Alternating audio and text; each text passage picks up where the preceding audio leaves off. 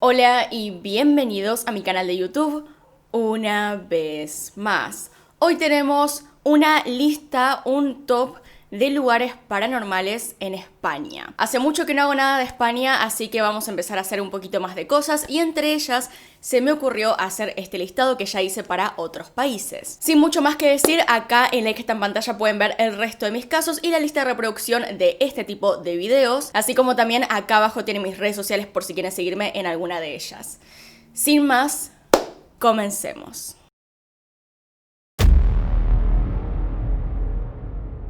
El antiguo edificio de la Diputación. Este antiguo edificio se encuentra en la calle Mesones número 26, en el centro de Granada. La zona Sanagat al-Hadadín estaba urbanizada en el periodo nazarí. En el solar había una mezquita, una rabijita y un aljibe. Tras la Reconquista, la mezquita se convirtió en ermita consagrada a San Sebastián y San Roque. Entre 1508 y 1520 se construyó sobre esta ermita la parroquia de la Magdalena. Durante el tiempo que la iglesia permaneció activa, los lugareños ya hablaban de que el lugar estaba maldito. Niños que jugaban en el barrio afirmaron oír ruidos desde dentro de la iglesia. Incluso se habla de que sucedió un trágico accidente con un coche fúnebre, el cual recorría la calle Mesones. Sin ninguna razón aparente, los caballos empezaron a saltar desbocados, provocando la muerte de varios transeúntes. Tras la desamortización española, esta iglesia fue cerrada y posteriormente convertida en los almacenes La Magdalena en 1892. Luego se reformó y se convirtió en los grandes almacenes Woolworth. Esta reforma terminó realizando un espeluznante descubrimiento. Detrás de las paredes de una habitación se encontraron huesos de niños. Estos fueron tapados para no obstaculizar las obras. A partir de 1985, este edificio pasó a ser la Diputación Provincial Granadina y ahí comienza una serie de fenómenos paranormales a ocurrir. La prensa comenzó a hacer eco de estos sucesos y relató misteriosos tocamientos a funcionarios, tirones de pelo, mesas que se caían solas, cajones que se abrían y cerraban o hasta máquinas de escribir que funcionaban solas. Tal fue la alarma que los responsables del establecimiento permitieron que un grupo de expertos del grupo Omega investigara el lugar. Estos pudieron obtener resultados sorprendentes e informaron que pudieron ver una figura oscura que parecía tener rostro y sombrero, haces de luz de distintos colores y una nube de humo saliendo desde el muro donde se habían encontrado estos huesos. Además, se registró que las plantas del establecimiento estaban produciendo una fotosíntesis invertida. Muchos vecinos pudieron reconocer al fantasma a través de un relato que estos hicieron y aseguraron que se trataba del padre Benito. Este era un antiguo cura al que su orden religiosa no le permitió donar sus bienes a los pobres de Granada. Desde el 2006 el edificio se remodeló en su integridad y hoy en día está ocupado por oficinas municipales. Aún nadie pudo darle una explicación lógica a los inquilinos del lugar. La Torre Salvana. Estas ruinas medievales, que tienen constancia al menos desde el 992, eran una torre de defensa de la familia Cervelló. Esta se podría decir que es una fortaleza del siglo X que pasó por varias manos y que su base es romántica, pero contiene modificaciones góticas y neogóticas. El castillo con forma de fortaleza se encuentra junto a la histórica colonia Güell, un pueblo construido especialmente para los trabajadores de una fábrica textil cercana. El castillo fue parcialmente destruido en la Guerra Civil Catalana en 1224 y ha estado abandonado durante siglos. Esta tuvo varios nombres como Torre de Ilés, la Torre de Cort o de Sacort, aunque se lo conoce con el sobrenombre de Castillo del Infierno. Es un lugar muy popular para las personas que buscan experimentar sensaciones paranormales. Se han captado varias inclusiones psicofónicas que han sorprendido por su claridad. Son muchos y variados los relatos de personas que han ido a este lugar y que cuentan que también aparecía una especie de humo negro, denso y viscoso entrando por una ventana que desaparecía en esa misma pared y segundos después sobrevolaba sus cabezas. También unos golpes rítmicos de extrema contundencia que duraban alrededor de 1 minuto. Algunos identificaban ese sonido como golpes de bastón que marcaban un mismo ritmo. Para otros parecía un trotar de caballo. También se les aparecía una niña pálida, morena, vestida con un camisón o voces femeninas que piden ayuda y lloran. El Hospital del Tórax de Tarrasa.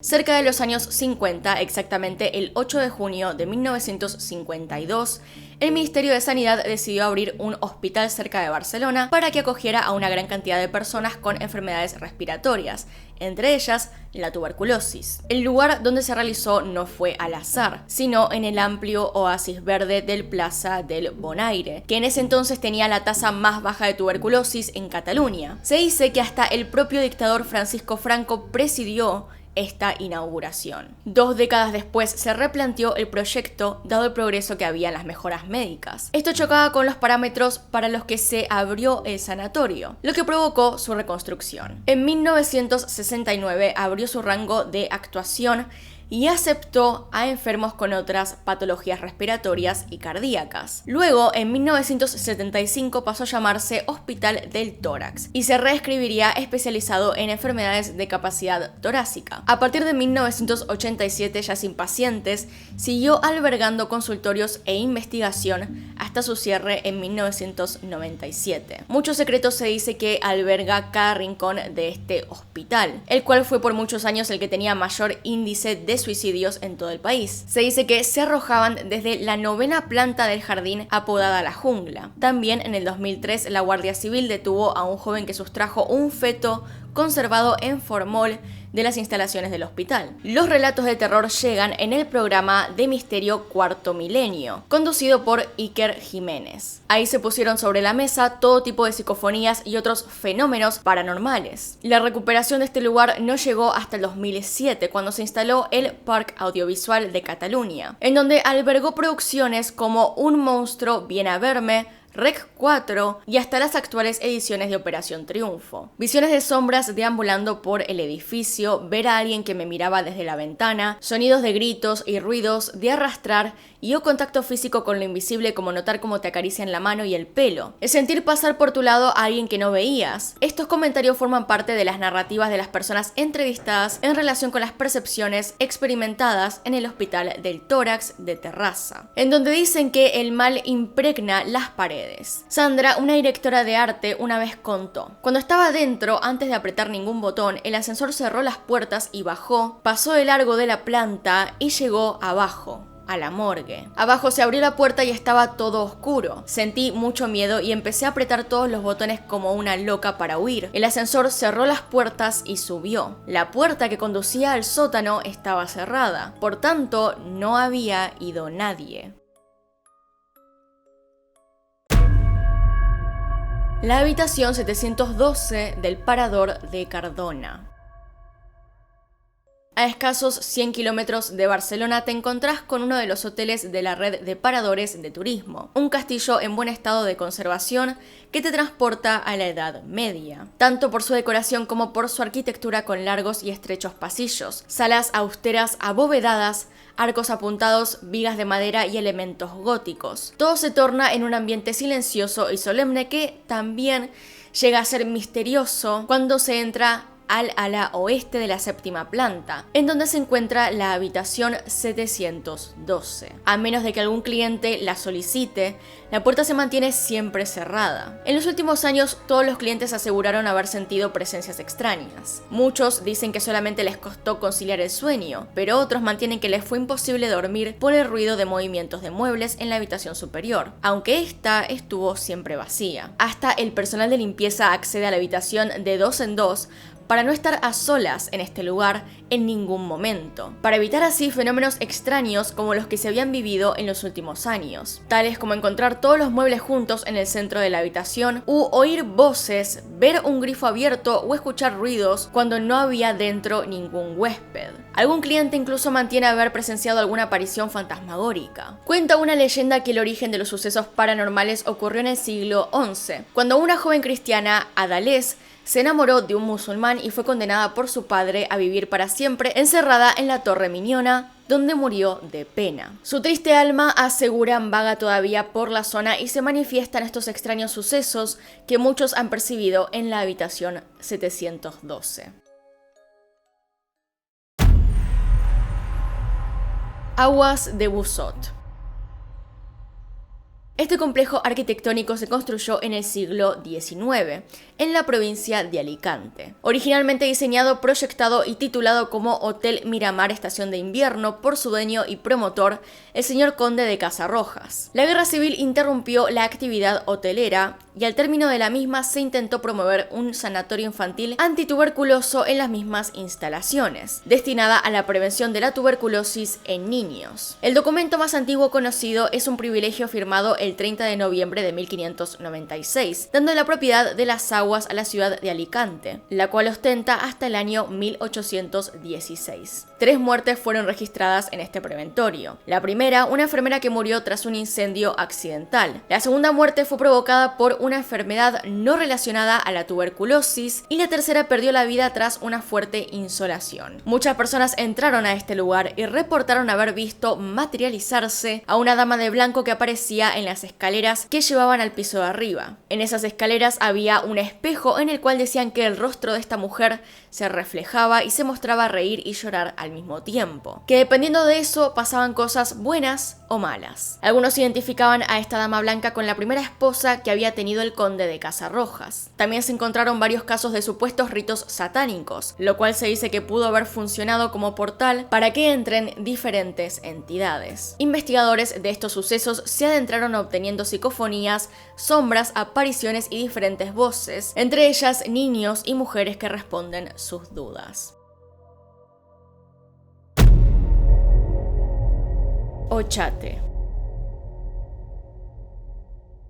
Este pueblo se considera maldito. No se sabe bien su historia. Hasta ahora, el único trabajo serio que hubo para profundizar sobre ella fue en el libro Ochate, Realidad y Leyenda del Pueblo Maldito, de Antonio Arroyo y Julio Corral. En él se indicaba que la primera referencia escrita sobre Ochate se encuentra en la reja de San Millán del año 1025, donde el pueblo es referido como Gogate. En el siglo XII se habla de diablos de Ochate y en el siglo XIII aparece en la lista del obispo Aznar como Chochat, y tras un abandono de más de 2 siglos se repuebla en 1522 ya como Ochate. Desde entonces su población oscila hasta llegar a su máximo poblacional en 1830, despoblándose a principios del siglo XX. Ochate tiene varias interpretaciones, puerta secreta o puerta del frío, mientras que otras señalan que deriva del nombre antiguo de Gogate, pueblo de arriba, en referencia a la geografía del lugar. La leyenda comienza en 1981 cuando periódicos y diarios especializados de la época publican una fotografía bajo el título El ovni de Treviño. Esta foto es tomada por Prudencio Muguruza Guerrero, quien estaba paseando por las inmediaciones de Aguillo y se topó con una especie de bola incandescente. Pero no es hasta 1982 que estalla el revuelo por este pueblo abandonado y comienzan sus investigaciones. Se acercaron aficionados a lo paranormal, investigadores, ufólogos, todo tipo de personas interesadas en esto. Incluso se han llevado a cabo rituales, sesiones de la Ouija y espiritismo. En el 87, un grupo de investigadores encabezado por Alberto Fernández se acercan al lugar con la idea de captar con sus grabadoras las voces de ultratumba y consiguen 2 grabaciones. Una de estas grabaciones supuestamente dice cámpora, que en idioma vasco significa afuera, mientras que la otra dice que hace la puerta cerrada. Lo más insólito de esto pasa cuando los investigadores vuelven y encuentran a Alberto asfixiado dentro de su auto con las ventanillas precintadas. El tiempo pasa hasta 1999 y Iker Jiménez publica el libro Enigmas sin resolver, donde menciona misteriosas nieblas que aparecen por arte de magia, varios casos de suicidios en el lugar y seres extraños que recorren la zona. Se realiza también un artículo llamado Luces en la Puerta Secreta, que cuenta que el pueblo sufre en el siglo XIX 3 graves epidemias en apenas una década. La primera, en 1860, es protagonizada por el tifus.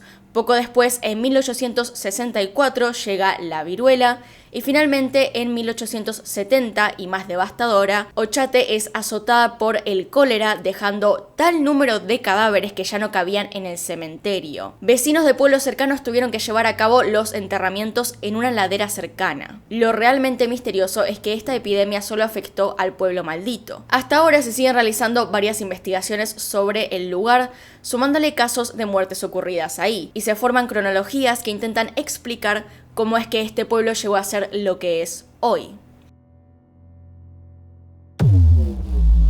Las caras de Belmes.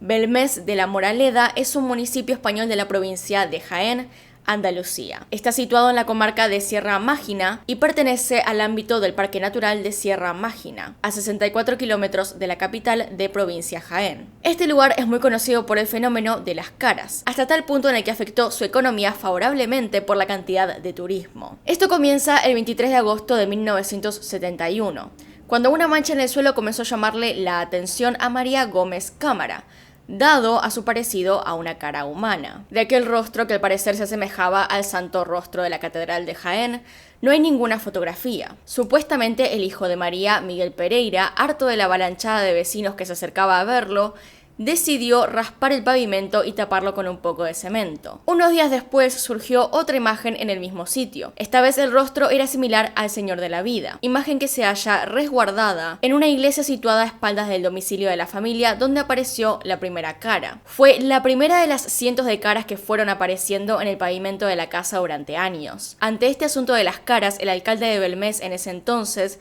Manuel Rodríguez, ordenó abrir un hoyo de 2,80 metros para ver qué había debajo de los rostros. Ahí descubrieron un esqueleto cuyo titular, según certificó análisis forense, era un varón de pequeño tamaño que fue enterrado en ese lugar en el siglo XII. La casa del obispo, como se conocía a la casa de los Pereira, había sido construida sobre un cementerio. De esto entonces también se podía explicar que se oyeran voces. Según los lugareños, la vivienda había sido además escenario de episodios muy poco corrientes a lo largo de la historia. Se contaba que hacia el siglo XV había vivido en ella un inquisidor que realizó crueles sacrificios de mujeres y niños pequeños. Por ahora se sigue discutiendo si esto fue un fraude o no. Lo que sí se sabe es que hasta el día de hoy las caras de Belmes siguen siendo un misterio.